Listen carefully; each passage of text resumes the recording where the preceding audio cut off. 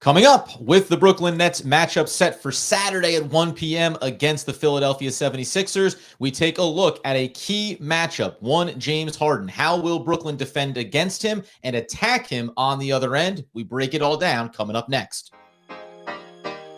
You are Locked On Nets, your daily Brooklyn Nets podcast. Part of the Locked On Podcast Network, your team every day.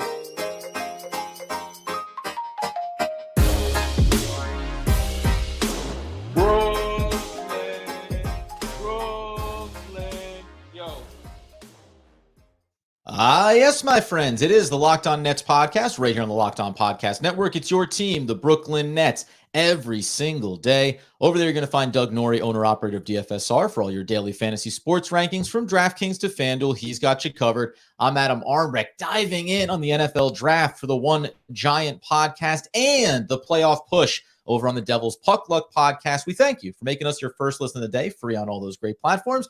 And let you know, today's episode is brought to you by HelloFresh. Skip the trips to the grocery store and count on HelloFresh to make home cooking easy, fun, and affordable. That's why it's America's #1 meal kit. Go to HelloFresh.com/NBA60 and use code NBA60 for 60% off plus free shipping. And Doug, how about some free shipping for the Brooklyn Nets clean past the first round and into the second round as they look to take on the 76ers, and we look to dive in on one James Tiberius Harden? Yeah, look, this is going to be a tough series for the Nets, and you detailed some of that with Embiid yesterday. We obviously have two major superstars to deal with. Embiid is the central force, but you have to, when you're talking about the Sixers and you're talking about what makes them so successful, and like particularly the style of play that they play, Harden is as much a part of that as anybody. And we're going to go through all the different things that Harden brings to the table, and specifically how the Nets went ahead and sort of dealt with him the last time they played, which I think is going to be instructive to how both teams sort of attack this game. And we'll go through it, but like looking back on the game that I think is relevant to this situation, not the last Sunday game, the one before that, I think we're actually going to see a lot of similar stuff from the Nets and probably from the Sixers as well. And that's something I'm excited to break down here because I think it's going to be something we can really keep our eye on. It's interesting, man. It feels like the further you get away from the previous iteration of this team is the more that it comes back around. And James Harden is a former Brooklyn Net. He made his way to Philadelphia, obviously. The one footnote coming into this matchup, as we dive specifically deep to what you just said, how it looked last time out in a meaningful game and what we can glean from that.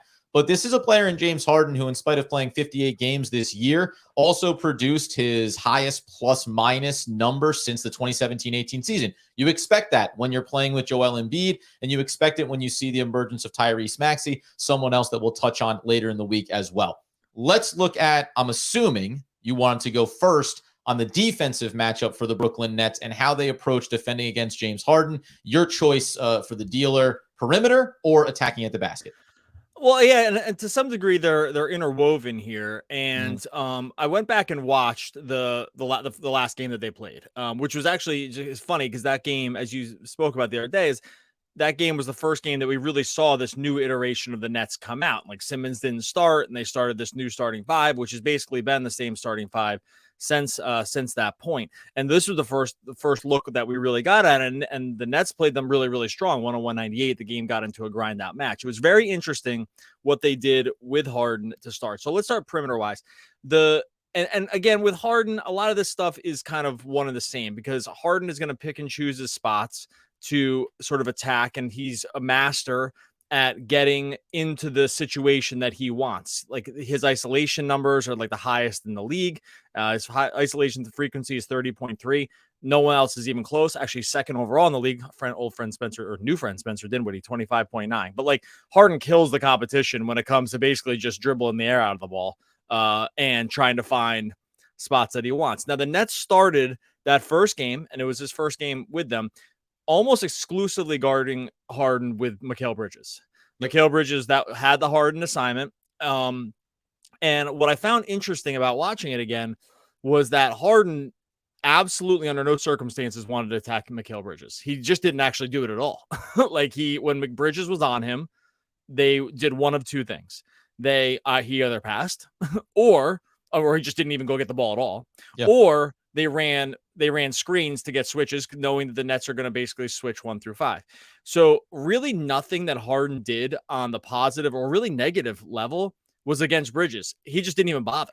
Like when Bridges had that assignment and they couldn't get the switch, then someone else got the ball. And someone else on the team, they either post, repost, or it was just like Tyrese Maxey or something. Like Tobias Harris took a couple threes. Like it was I thought that was interesting to start. There's other things that went on here, but that was interesting to start in thinking about what the Nets will do. My guess is they do the same exact thing, which is get Bridges when it's not a cross match situation, get Bridges on that assignment, and do what they effectively did here, which is try to run the shot clock down as much as possible and get into a grind out game with Harden trying to seek out all the different mismatches. So when you hear that, like, does it give you confidence about the situation? I thought we'll get into what Harden eventually ended up doing this game because it was a good, decent game from him. But I thought just on a high level, I suspect we see the Nets start there again with Bridges basically picking him up as much as possible.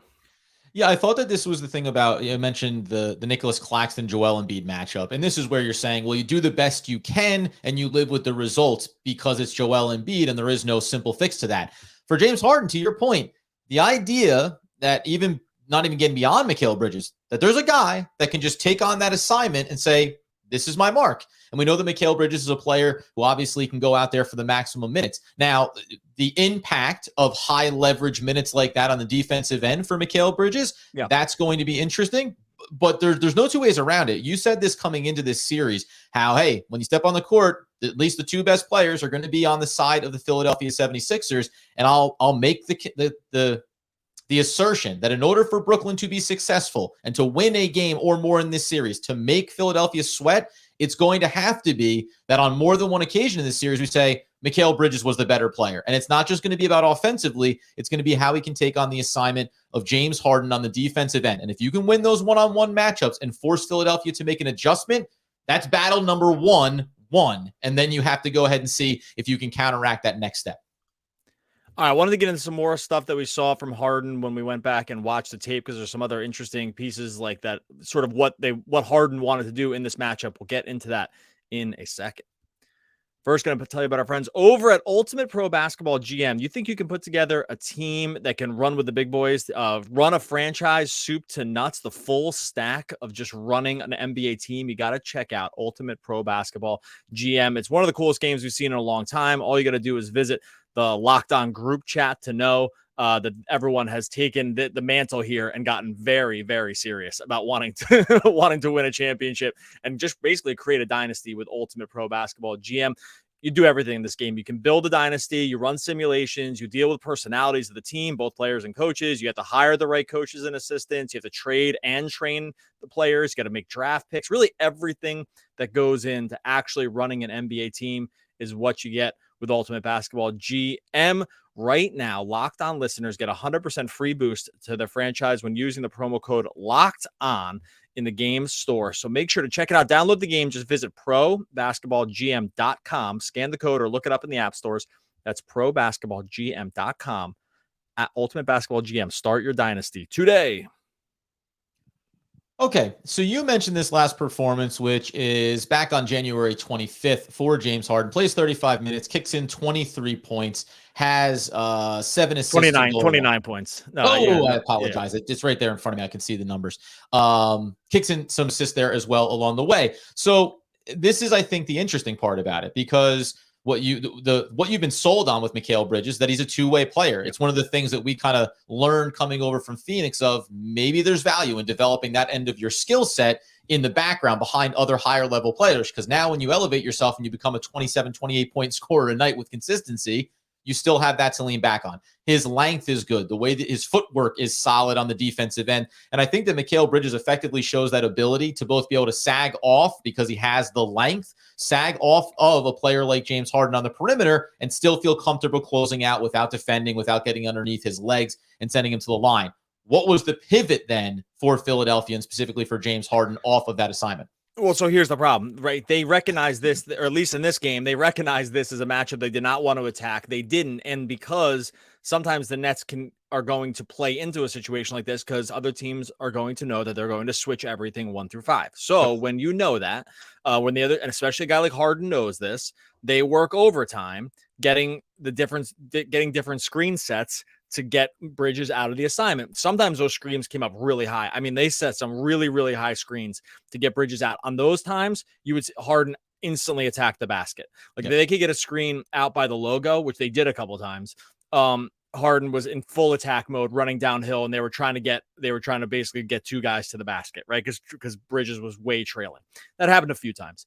The other times, what we saw was Harden getting into the switch.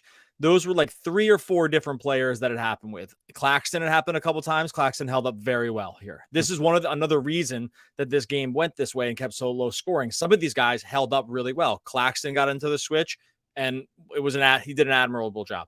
Cam Johnson was there a few times, picked his pocket a couple times, made it difficult, end the shot clock. They really got the Sixers through this scheme. They got the Sixers to run down the shot clock a ton. Like there were some really late heaves because basically Philly would start their attack and there would be nowhere to go, right? Like it was just kind of like, hey, you switched into another super long, pretty lateral quickness guy, and Harden is going to have some trouble there. Again, Harden scored 29 points. He got to the line 9 times. It was a fine game, right? Like he played well. I just think that overall the Nets are going, this does play a little bit into what the Nets can do okay. This specific matchup, the Embiid thing, there's other things are problems here, but this specific one about harassing this guy around the perimeter with lengthy, rangy defenders is something that they're going to have to do really, really well. They're going to have to make it really muck it up. Where it became a huge problem was when like Joe Harris came in the game. I mean, Harris was like just picked on mercilessly here. Like in the minutes that when Harden, the Harden Harris overlap minutes, they might as well just put a sign that said, we're going to screen with Harris's guy and Harris is going to get cooked. So it'll be interesting. Like it's going to be really hard to bring these other guys in because they're Harden among anybody sees this and it's like absolute blood in the water. And so what's interesting about it to me is, one, to your point, do the Brooklyn Nets, when Joe Harris is on the floor, do they adjust what the overall defensive plan is, which would be maybe you want to try to go to a zone look so you avoid having to have these one-on-one matchups. The problem with that is the Brooklyn Nets don't do a lot of it. And at times when they've done it throughout the season, we've seen how they can get pretty exposed on it. And especially if you throw in the factor now that this is a team that's still learning one another, that's usually when those lapses come. Well, we're working the zone and you were supposed to, that's a step late and now it's in the basket. The other thing that I think is interesting about the way you mentioned it too is even though Nicholas Claxton can hold up on that defensive assignment on the switch, that then opens up the next problem for the Brooklyn Nets, which is if you're switching Nicholas Claxton onto James Harden, who's covering Joel Embiid? And they don't have the one-to-one answer for that. I think we've seen them before do some fronting against Joel Embiid, just ball denial. You can make the case that Nicholas Claxton has the length to hopefully impact James Harden and avoid being able to have that easy access. The things that I like about it, just to your point, is the trickle-down effect of those assignments when you switch is, well, then Mikal Bridges can be on a plus assignment, eliminating the Joel Embiid issue. All the other assignments can be positive if you get, if you're going to put a Cam Johnson onto James Harden. You still feel good about it. I do wonder if they'll live with the results of, say, Spencer Dinwiddie taking on that assignment for certain stretches to mitigate the risk of getting Claxton drawn out into that. Because I it's the uphill battle. You can win the first test and then lose the second and the third one off of that. And that's where I think this crumbles a little bit. The other thing that I like that you mentioned about James Harden being willing to stay on ball, that's a win for the Brooklyn Nets. Because if you can get him into the assignment you want and he likes to dribble out the clock, you can hopefully win those possessions if you can stay at home on the perimeter shooters, something that the Philadelphia 76ers have more than enough players capable of knocking down the open looks. Yeah, look, this is a really difficult matchup for the Nets. It's a difficult matchup for anyone. Sixers are a really good team. Harden is we've seen it in action. He's a master. Even a step slower, he had an amazing year. Like led the league in assists. Like he was great this year. Like really kind of underrated great. It didn't get talked about as much because Embiid was the MVP and is going to probably win MVP. But Harden had a really, really, really good year this year. And it's just kind of funny how it played out because the narrative around the Sixers is Embiid. And it's correct, right? Because Embiid had an amazing season. Like he's probably going to win the MVP with this late push. But it's been sort of like it's actually antithetical to much of Harden's career around, because Harden has usually been like sort of the focus of these teams, right? When the team is good, it's kind of because of Harden. Because there was this other sort of like sun that everything orbited around with the Sixers year, it's almost like Harden just kind of faded to the background, but his play didn't at all. And I think that is something that probably got missed a little bit this year with him, is that I don't think anyone should be confused just because Embiid got all the attention. Again, Harden had like an unbelievable season, and he's probably not going to get the accolades he would have gotten in other seasons, mostly just because Embiid was so good, right? Like, and I just don't. I want to caution people on thinking that like it's gotten bad for Harden or like whatever. Like he was pretty efficient, 39% from three this year. That's like his best of his career. Yeah, is it? Yeah, best since OKC. Like he shot his best 3-pointers. The volume was down a little bit. That's because Embiid's taking shots to the nail and making them like a pop a shot basket at the boardwalk where you can't miss. Like like these shots are really, really easy for them. So this is a really, really tough matchup.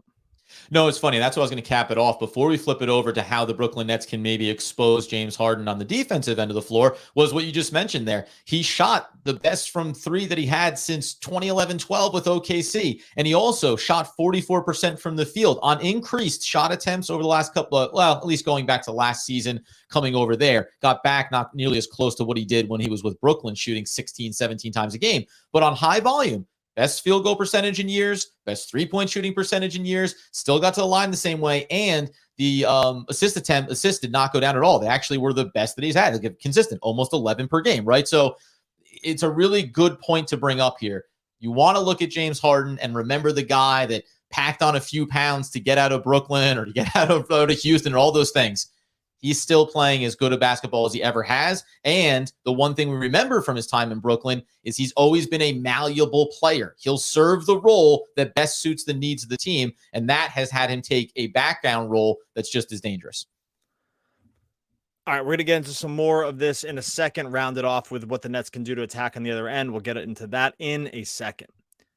Before we do, NBA playoffs heating up, MLB in full swing. You like that pun? It's time to get FanDuel, America's #1 sportsbook. Right now, new customers in FanDuel are going to step up to the plate or head to the rim with a no-sweat first bet up to $1,000. You got to go to FanDuel.com/lockedon to sign up to place your first bet to get up to $1,000 back in bonus bets if you don't win. Right now, you go over to FanDuel.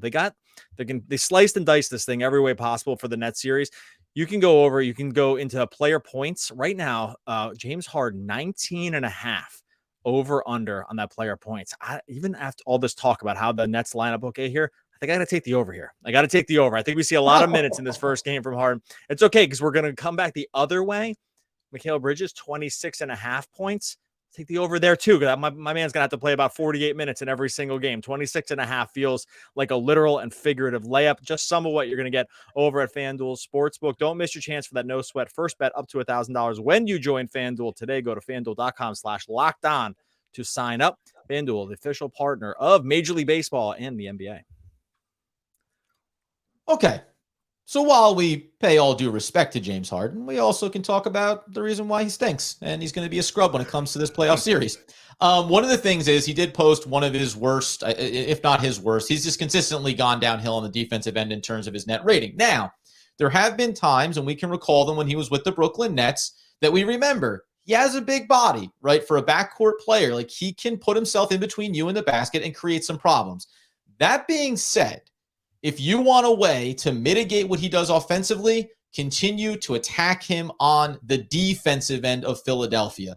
When you think about the difference of what the Nets can bring to the table now, you want to get him into switches against Mikal Bridges where he has the length, where Mikal can certainly dictate tempo, get into the mid-range shot with ease. You want to get Spencer Dinwiddie going downhill if he has him on him. If if in a world Edmund Sumner ever gets to sniff the court, let him run like a speeding bullet at the basket past James Harden. Hopefully he takes one of those kind of lazy fouls. I think that that's one of the best ways that you can try to frustrate and mitigate. And we've seen this just historically in the NBA. The more you make a player work defensively is the more you fatigue them on the other end of the floor. So I think the worst thing that the Brooklyn Nets could do here is get so locked in on how they want to disrupt his offensive game that they don't realize the advantage they have on that end of the floor. And you can do that across multiple players that the Brooklyn Nets can put out there on him. Yeah, look, for in the first game, they mostly and the Sixers are going to do this for the most part. Is they're going to hide? They tried to hide Harden on, and in this case, they hid Harden on Dorian Finney-Smith. So this is actually a pretty effective strategy when you're playing the Nets because you're not going to want to get Finney-Smith into a lot of screening action because he's just really not a threat as a roller. He's not a threat as a pick and pop guy. He's just not a threat. So like you can hide Harden in situations like this. And it actually is going to work because like, what are you going to do? You want to have Dorian Finney-Smith set 7, 8, 10, 15 screens a game? Probably not. Right. And you know what? Like, God. No, because I'll tell you right now, not to interrupt you, but I'll tell you right now, for this kind of matchup, this is where I know we haven't seen it, and we understand what his role is in the second unit, and they don't have a lot of ball handlers. I would put Royce O'Neal into the starting lineup for this series specifically because it mitigates what that is to hide James Harden on, because unlike Dorian Finney-Smith, Royce O'Neal can at least do some of those things that you won't just be able to stash him in the corner for the bulk of offensive possessions. Yeah, I'll counter that by saying the reason you have Dorian Finney-Smith here is he's actually a really good help defender on Embiid. And so this is where you this is where you get into an impossible situation. There's no right answer here. Like, because yes, I agree with you. Like, you get a little more pick and pop action with a guy like Royce. He can stretch the floor a little bit. At least he can every once in a while put the ball on the deck. Mm-hmm. The reason you like Dorian Finney-Smith here is because when you need to bring, dig down help on Embiid, like, he's actually a really good solution. Well, really good. He's a really adequate like guy to be able to do that, to bring help. So you're always, this is the problem with when we get to the NBA, when you get to the playoffs. These good teams are very, very difficult to scheme against. Like, it's not a coaching thing. It's just hard. It is a coaching thing. Like, you need to have coaches that are going to be able to leverage some of these situations. Some of these, not to say it's like no hope. We've described ways that the Nets can attack this. Mm-hmm. It's just that in some of these situations, there really is no real solution. Like, Embiid is too good, right? James Harden is really, really good. Like, at some point over a 7-game series, you do sort of like, there's a reason there's not huge upsets in 7-game series, right? Like, you don't ever see, this isn't the NCAA tournament. Like, when you get to play over 7 games, the better team's just like almost always going to win. That's just how the math works. The math is pretty solved there. So that's the only reason I'm pushing back on the Royce thing. It's like, I agree with you. That is better for that situation. It's way worse for this other situation. And the Nets are problematic. One more thing about this too. Yeah. The Nets did have Ben Simmons in this game. You would really actually like to have Ben Simmons here. Like, this would be a situation where his length and speed and switchability on defense, it's always needed, but it would really be needed here. Like, transition against against this Philly team, being able to switch onto these guys, help it. He guarded Embiid a little bit, like being able to switch on the Harden. Like, and Simmons is kind of made to be in this kind of matchup to really muck up the work. So it does suck that he's not going to play. It's funny too, because we mentioned there in the first segment about Nicholas Claxton holding up on switches against James Harden. And then to your point, well, you'd rather Dorian Finney-Smith there be to cover against Embiid as opposed to Royce O'Neal. And then likewise, you'd rather it be Ben Simmons because, it's funny. I think that Dorian Finney-Smith, like, that's the role that you want him there for. There's certainly value there for him. It's not an easy matchup. But when you think about physical style of play, in theory, Ben Simmons has that ability to anchor his body down. He has more athleticism there to really be able to go at Embiid potentially in that matchup, as opposed to Dorian Finney-Smith, who, like, I can already envision it, and it'll be a fun one to watch. As Embiid is working towards the basket, Finney-Smith's going to use his length and his size, but those up and under moves, they're going to come there. They're going to come fast, and I think you could see a lot of fouls getting picked up pretty quickly here. So a little side tangent onto the Joel Embiid issue, but it's to your point.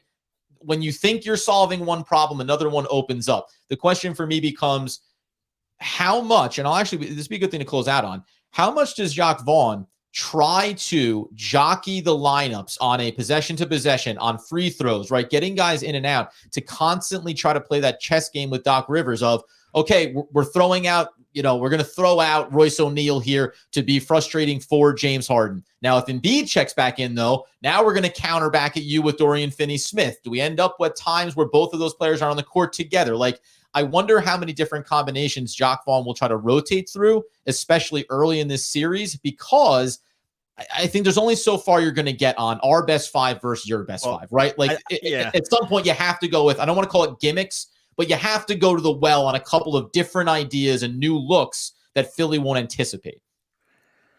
Yeah, I counter that by saying my guess is the one move here is that these guys just play 48, and that's straight through the bench minutes for Philly, straight on through. Yep. That's what I mean. Like, I would. That's what I would probably do. I would probably run a 7-man rotation here and just leave it on the table and just say, hey, look, we just really, after guy 7, like, the Nets do have a pretty significant talent drop off, I would say, like, in terms of playoff basketball. And I'm really stretching it if you think like Harris is guy 7, because we've seen him get picked on and he will get picked on. So, like, after the 5 plus Royce O'Neal, like, I don't think we see too many of these other guys. I think these guys roll 42 minutes, 43 minutes each, like the starters. Mikal could play like 45. Like, that's a crazy number, by the way. It's projecting minutes like that is nuts. But I don't think the Nets don't have options here. Like, they don't, and all the options have such huge flaws that when you get to playoff basketball. So I think my counter to that thing would just be like, hey, you're playing 45 minutes. Like, and we'll see you when the season's over. Like, I don't think there's a lot of other moves here. No, and Jacque Vaughn was asked about, how deep will you go in your rotation? Will it be 8 men? And, he just said, hey, Philly presents a lot of problems. So for every move you want to make, the counter is pretty clear for them. I think just at a high level, it'll be interesting. We still have to talk about Maxey, obviously, that matchup, how the Nets can attack, what they can look to do on him. But I'm going to go back to it. We'll talk to it later in the week before we close out. That Joe Harris piece is going to be very interesting, because the second that you're not knocking down your perimeter shots, and I'm not trying to dump on Joe, now all of a sudden you are just a net neutral offensively, and you're going to be dumpster defensively. There is a specific pivot there. His name is Yuta Watanabe, probably, and I just wonder if there's, if Jacque Vaughn is going to be willing to make those adjustments or just live and die with the small minutes, as little as they may be, right? Because Joe may only get 10 to 12 minutes in these games if you're running the other guys significantly. It does beget the question, do the Nets try to go all out for one game to win it, knowing they'll be automatically almost sacrificing the next game in the series to recover guys back to go at it again for another 42 to 45 in games 3? Joe Harris, 6 for 9 from 3 from that game, by the way. They still lost 90. They still lost 101-98. He did make all his threes. He was a +1 in the game, which is amazing, because if you watch the defensive end, you're like, how is he a plus? But he made all his threes.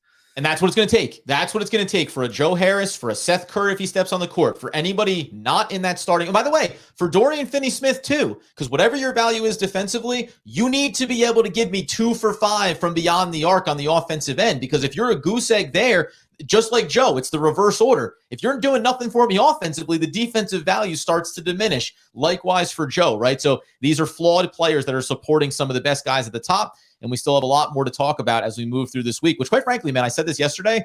I love the fact that there is a play-in tournament going on that the Nets aren't involved in, because we rarely get to do episode by episode, matchup by matchup breakdown ahead of a series like this. So it's been a lot of fun. Yeah, it's awesome. Like, playoff basketball is a whole different animal. It's awesome. We love doing it. This is why you root for the Nets to make the playoffs. Like, I know everyone, there was a certain section that wanted the draft picks. Nah, dude, this is why. Like, 4 more games at least. Let's make it 7. Hey, let's make it 9. That means they get, no, you know what? Never mind. Let's make it 13. Let's go again. You know what? 22 all the way. All right, we're going to get out of here. Make sure you subscribe to Locked On Nets YouTube. Subscribe wherever you listen to podcasts.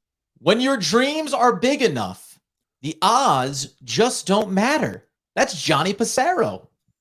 Oh, one of the all-time great poets. We're back again tomorrow talking more Brooklyn Nets basketball.